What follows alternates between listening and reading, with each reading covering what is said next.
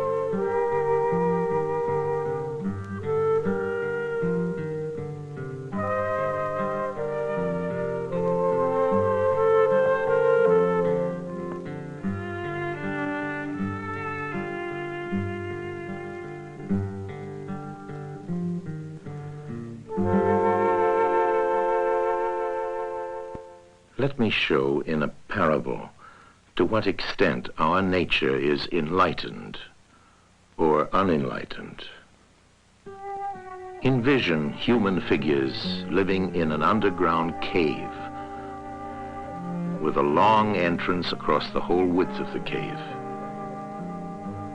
Here they have been from their childhood and have their legs and necks chained so that they cannot move and can only see before them, being prevented by the chains from turning their heads around. Above and behind them, a fire is blazing at a distance. They see only their own shadows, which the fire throws on the opposite wall of the cave. For how could they see anything but the shadows if they were never allowed to move their heads?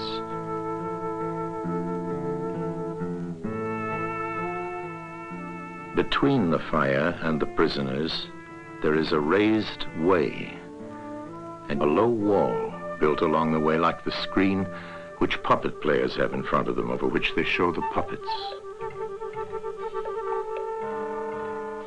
Do you see men passing along the wall, carrying all sorts of articles which they hold projected above the wall? Statues of men and animals made of wood and stone and various materials? Of the objects which are being carried in like manner, they would only see the shadows. And if they were able to converse with one another, would they not suppose that they were naming what was actually before them?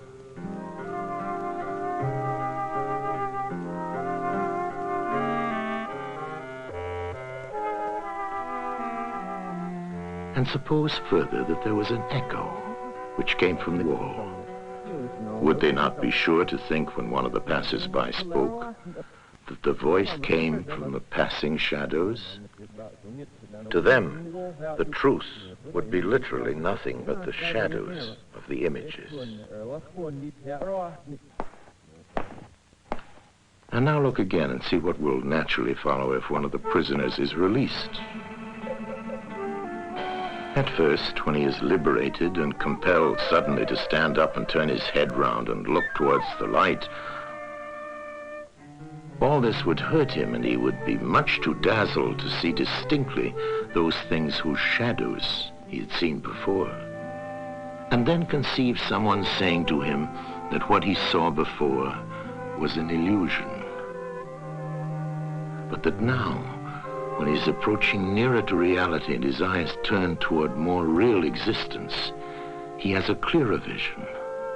What will be his reply? And you may further imagine that his instructor is pointing to the objects as they pass and requiring him to name them. Will he not be perplexed? Will he not think that the shadows which he formerly saw are truer than the objects which are now shown to him? And suppose once more that he is reluctantly dragged up a steep and rugged ascent and held fast until he is forced into the presence of the sun himself. When he approaches the light, his eyes will be dazzled, and he will not be able to see anything at all of what are now called realities. He will require to grow accustomed to the sight of the upper world.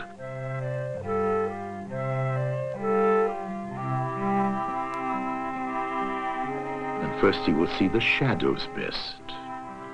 Next, the reflections of objects in the water, and then the objects themselves. Then he will gaze upon the stars and the spangled heavens, and the light of the moon. He will see the sky and the stars by night. Last of all, he will be able to see the sun, and not mere reflections of it in the water, but he will see the sun in its own proper place, and not in another. And he will contemplate the sun as it is. Will he not then proceed to argue that it is the sun who gives the season and the years, and is the guardian of all that is in the visible world, and in a certain way the cause of all things which his fellows have been accustomed to behold? Clearly he would first see the sun, and then reason about it. And when he remembered his old habitation and what was the wisdom of the cave and his fellow prisoners, do you not suppose that he would bless himself for the change and pity them?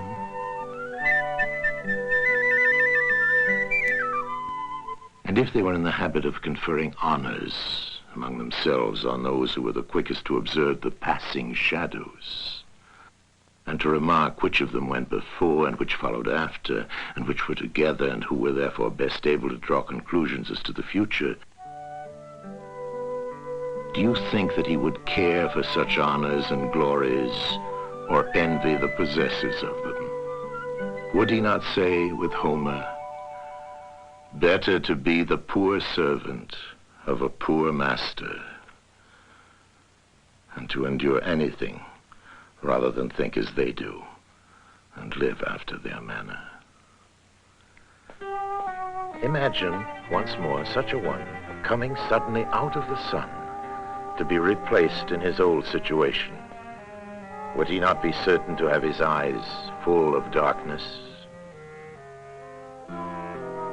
And if there were a contest of measuring the shadows, and he had to compete with the prisoners who had never moved out of the den, while his sight was still weak and before his eyes had become steady, wouldn't they all laugh at him and say he had spoiled his eyesight by going up there, and that it was better not to even think of ascending?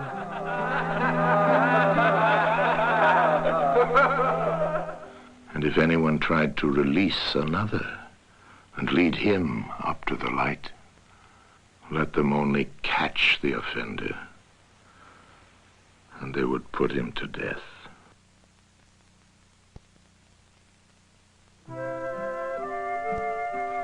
It is the task of the enlightened not only to ascend to learning and to see the good, but to be willing to descend again to those prisoners and to share their troubles and their honors, whether they are worth having or not. And this they must do, even with the prospect of death.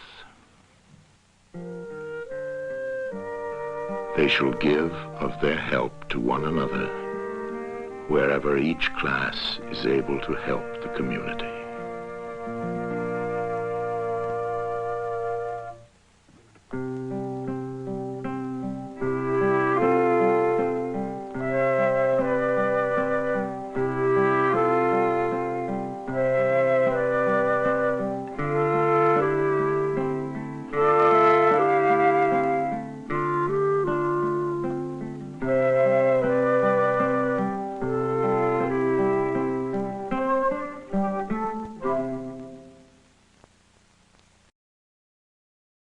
At the end of the cave narrative, at 517b, Socrates says this, quote, "This whole image, Glaucon," meaning the cave narrative, "must be fitted together with what we said before." End quote. He then proceeds to connect up the elements in the cave, the interior and the exterior, with the sun and the good in the sun analogy, and as the divided line is an extended exposition of the basic metaphysical distinction in the sun analogy, all three elements are thematically related. So our first question must be this: what does the cave contribute in excess of what we're already presented with in the sun and the divided line? Any answer to this question must surely begin with the introductory remarks of Socrates quoted above. The interpretive key to the cave image is the question of human nature in respect of paideia, education, and its lack. The ordinary Greek meaning of paideia is a kind of formation that removes one from the childhood state and into adulthood. Up to now, the emphasis has been on a metaphysical hierarchy and the cognitive states that relate to each level as set out in the divided line. With the cave, we are presented with a graphic depiction of human nature and our lived experience in relation to what we ordinarily take to be reality and our cognitions. We can reasonably assume that the situation of the prisoners represents a paideia or ignorance, and the ex-prisoner, who is fully emerged into the sun outside the cave, represents a kind of completed paideia.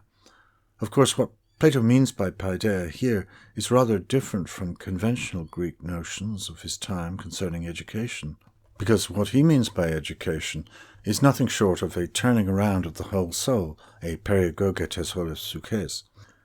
Now, the prisoners have been like this since birth. They know nothing else. Their entire experience of the world has only been of these shadowy images on the cave wall. And Glaucon says, well, it's a strange image you're describing, and strange prisoners, to which Socrates replies, they are like us. It might be a strange image, but what it depicts is nothing strange at all. As this whole image is designed to depict something about human nature, and Socrates now remarks that these prisoners are like us, Plato is indicating that the situation of the prisoners is what I'm calling here the default state of human beings. As the specific context is paideia and its lack, we can take it that the default state of humans is one marked by a lack of paideia or formation, or in a word, ignorance. But ignorance of what? So firstly, what of ignorance or apaideia itself? As the prisoners have no other experience than the one described, they take the object of their experience to be reality. The rest of the image shows us that far from being real, the experience of the prisoners will turn out to be the least real of all. Their ignorance consists in the absence of any sense that what they're experiencing and taking to be real is actually least real. They're simply not aware of this. They perceive the shadows on the wall, but not as shadows, but as realities. The ignorance here is connected to the understandable error of assuming what are only images to be realities. It's understandable because the prisoners have been like this since birth and therefore know nothing else. So we have two things here which are deeply connected. One, the error of taking images for realities, and the obliviousness to this error. They are unaware that their conception of reality is erroneous, and this obliviousness really defines their ignorance. Because Socrates says that the cave narrative illustrates something about human nature and describes the prisoners as like us, and I'm calling the state of the prisoners the default state of human beings, the rest of the narrative describes a transition from this default state to a state of formation or enlightenment, if you like, a place where the released prisoner comes to recognize that what he previously took to be real is now seen to be the least real. He also sees that reality is a kind of spectrum extending from the least real to the most real, and even to the very source of all reality itself. Connecting this to the stated aim of the narrative, we must understand this new state to be that attained through a successful paideia, or education. This means that the whole grueling transition from the bench to the fullness of vision outside the cave narrates a process of paideia, or education, from the state of ignorance to a state of enlightenment. Indeed, the central sections of the Republic are taken up with the education or formation of the philosopher, and so this forms the wider context for the sun, divided line and cave sequence.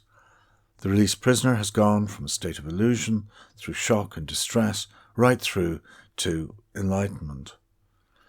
In his new state, he has found a happiness he wishes never to be parted from.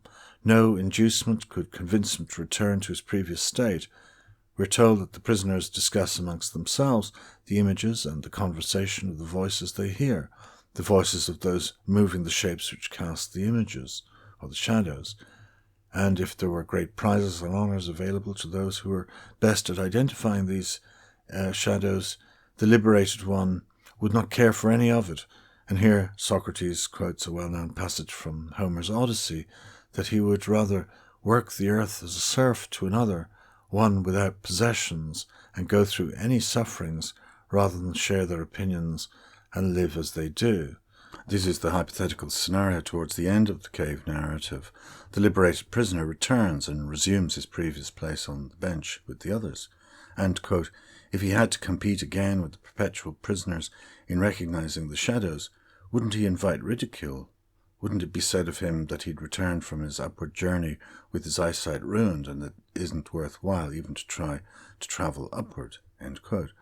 The situation of one who's seen the true order of reality will seem ridiculous to those who are still in the default state of ignorance. More ominously, if the returned one tried to free the others and lead the others out of the cave, he would likely be at risk of being killed by the others. This has long been understood to be an allusion to the fate of Socrates, who was killed by an uncomprehending Athens in his mission to free them from illusion.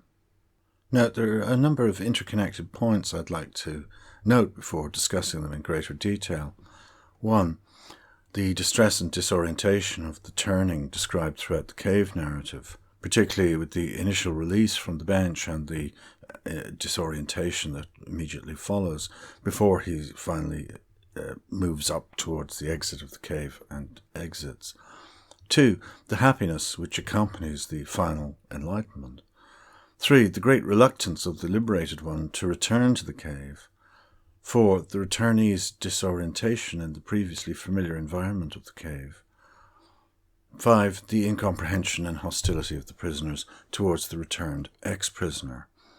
Now, the three-part sequence began with the sun, which illustrates a fundamental division of reality into two levels. First is the realm of the sense perceptibles, in this case visible things and visibility itself. Second comes the realm of the intelligibles, intelligible things and intelligibility itself. The sun causes and rules over the first, as the good causes and rules over the second. This is the basic analogy. The sun is immediately followed by the divided line, which is a detailed exposition of the initial analogy, matching different kinds of objects with their corresponding cognitive powers. The division of the divided line begins with the least real, images of perceptible objects, and all the way up to the intelligible forms, which are the true being of things. The third part in the sequence, the cave narrative itself, is announced by Socrates as a story that will illustrate something essential about human nature in respect of ignorance and education. What we should note here is that Plato points to a deep connection between philosophy and education. Given my previous remarks, education, properly speaking, consists of an initiation into what we might loosely call the metaphysical structure of reality, and which subjectively takes the form of a conversion. Periogogetes holosouches is Plato's phrase, a turning around of the whole soul. This part of the Republic is about the education of the philosopher. but for reasons I'll expand on now, philosophical education is paradigmatic of education as such. There is no inquiry higher than the inquiry into being. This is as fundamental as it gets. Knowledge of being and the good is the key to all other knowledge, both theoretical and practical. For this reason, there is no education that more clearly embodies the essence of education, that is, a basic conversion, than the philosophical education. In other words, all other kinds of education must, in some way, be derivative or informed by the philosophical education. Let's approach this from a slightly different perspective. Any education consists of teaching, learning, and a subject matter.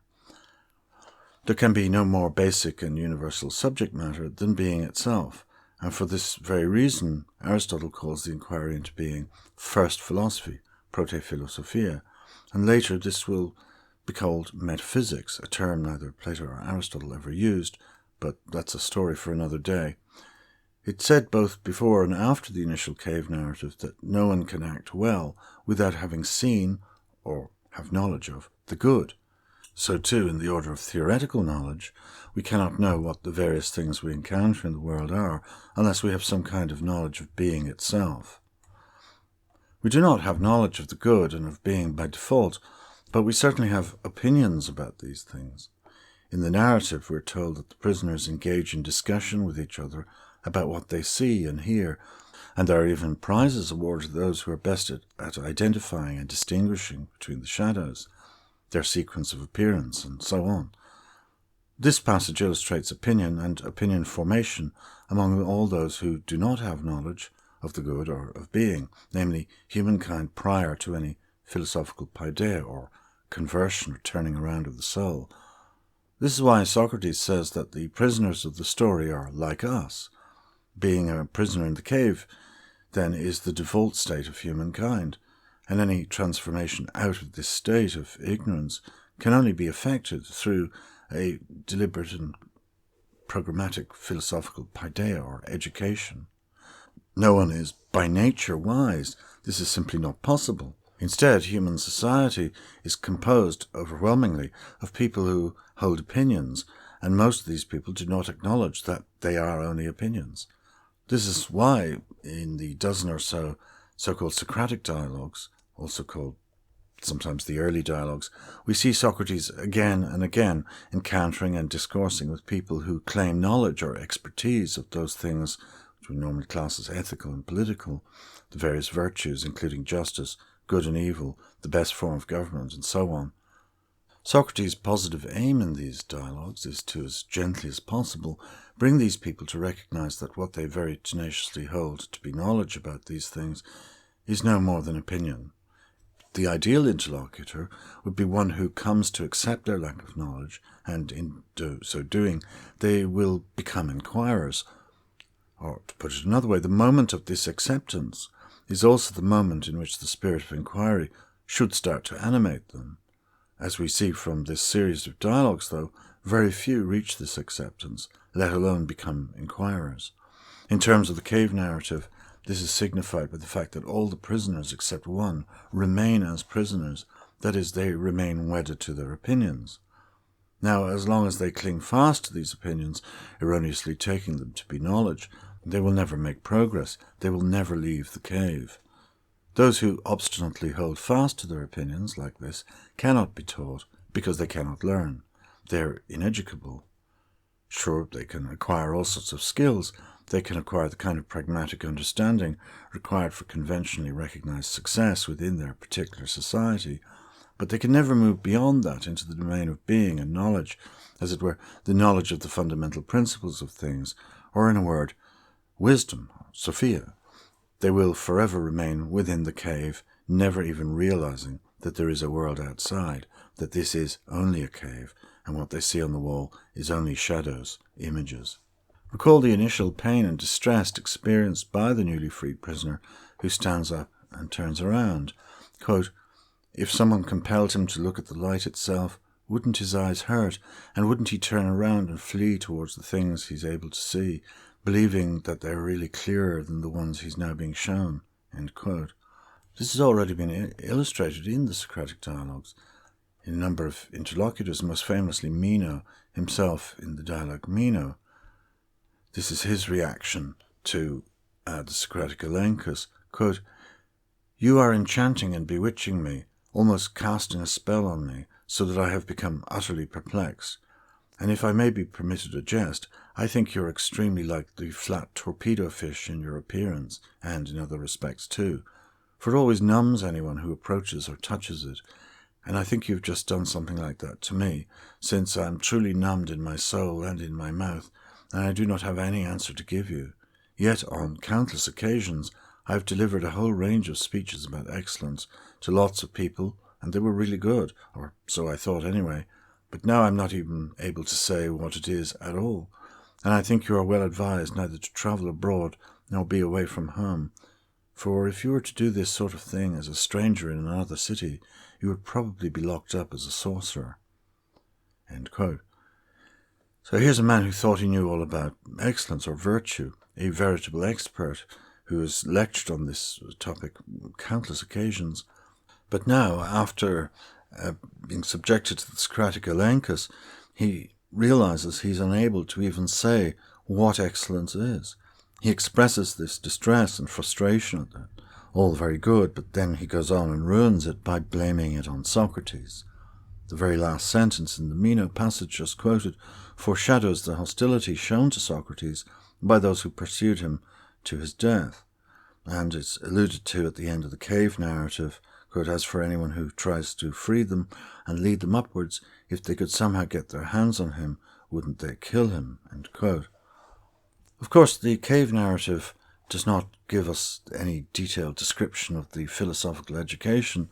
That's the main business of the whole middle section of the Republic. However, it does depict in broad outline something quite essential about education and the human predicament, that we are all prisoners of our misapprehensions about what is or is not real in the strict sense, about where we stand in relation to knowledge, our tendency to confuse our opinions with knowledge, especially concerning the kind of ethico-political topics mentioned earlier. In the Republic, Plato both analyzes this abiding feature of human nature and proposes the solution, a comprehensive education that aims to produce the philosopher, and in terms of the cave narrative, the philosopher is the one who has been released and then traverses all the stages up to the vision of the realities outside under the direct line of the sun. That's to say, a contemplative apprehension of the good itself. At this stage, one might object that for a variety of reasons, not all of us can become philosophers. In fact, the vast majority are not and will never become philosophers. Does this mean most of us are condemned to be forever prisoners of shadows and illusions about what is or is not real?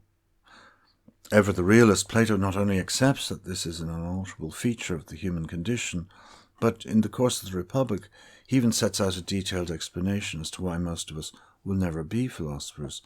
And by philosopher here I mean simply an inquirer who's primarily orientated towards truth and the good, rather than an academic job description, which would be, anyway, anachronistic. The ancient philosopher, regardless of school affiliation, is primarily concerned with personal transformation in the direction of the virtues, and unlike contemporary academic philosophy, theoretical philosophy is instrumental towards effecting this transformation and in producing virtuous citizens. The cave narrative describes this transformation, which is called the periogogetos holosukes, the turning around of the whole soul, that is away from shadows and images and towards realities. The whole of the Republic is based on the premise that society, as it actually is, falls very far short of being the best society because human societies are largely composed of people like the prisoners. They are like us, Socrates says at the outset. So in this talk I've presented an overview of the cave narrative, its aim within the Republic as a whole, and some of the metaphysical and epistemological themes at stake. I want to reserve deeper readings for some follow-up talks which are in production.